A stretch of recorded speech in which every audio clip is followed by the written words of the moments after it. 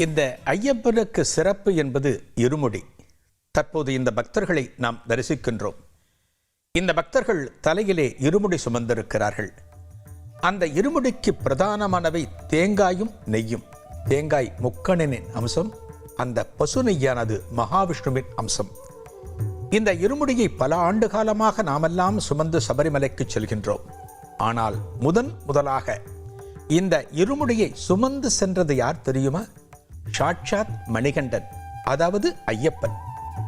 புலிப்பால் பெறுவதற்காக காட்டிற்கு அனுப்பப்பட்ட போது தனது பாலகன் அங்கே பசியினால் சிரமப்படக்கூடாது என்பதற்காக மன்னன் ராஜசேகரன் தேங்காயையும் நெய்யையும் கலந்த சில உணவுகளை கொடுக்கின்றான். அவலை கொடுக்கின்றான்.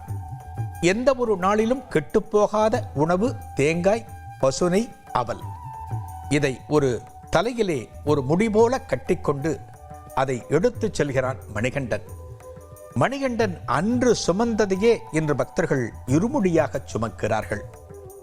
இதோ இத்தனை பக்தர்களின் முகத்தில் இருக்கின்ற பரவசத்தை காணுங்கள். இந்த பக்தர்கள் அத்தனை பேருமே இன்னும் சற்று நேரத்திலே அந்த மகரஜோதி தரிசனமானது நமக்கு கிடைக்க வேண்டும் என்பதற்காக காத்து கொண்டிருக்கிறார்கள்.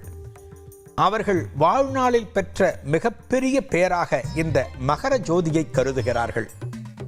பொன்னம்பல மேட்டிலே இந்திர பகவான் நிகழ்த்துகின்ற வழிபாடுதான் இந்த காந்தமலை ஜோதி என்று சொல்லப்படும்.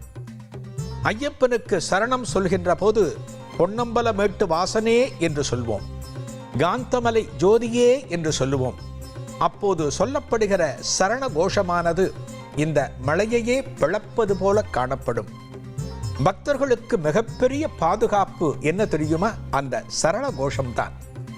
அந்த சரண கோஷத்தை கேட்ட மாத்திரத்திலே எந்த ஒரு துஷ்ட விலங்கும் நம்மை அணுகாது, ஐயப்பன் பக்தர்களை அணுகாது.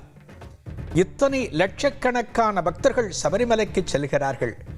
அவர்களில் எவருக்கேனும் ஏதேனும் ஒரு மிருகத்தினால் ஆபத்து வந்தது என்று நாம் பார்த்திருக்கிறோமா? பெரும்பாலும் இல்லை.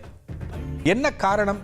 ஐயப்பனுக்கு கட்டுப்பட்ட அந்த விஷ ஜந்துக்கள், அந்த விலங்குகள் அத்தனையுமே அவனது பக்தர்களை எந்த ஒரு காலத்திலும் ஒன்றும் செய்வதில்லை.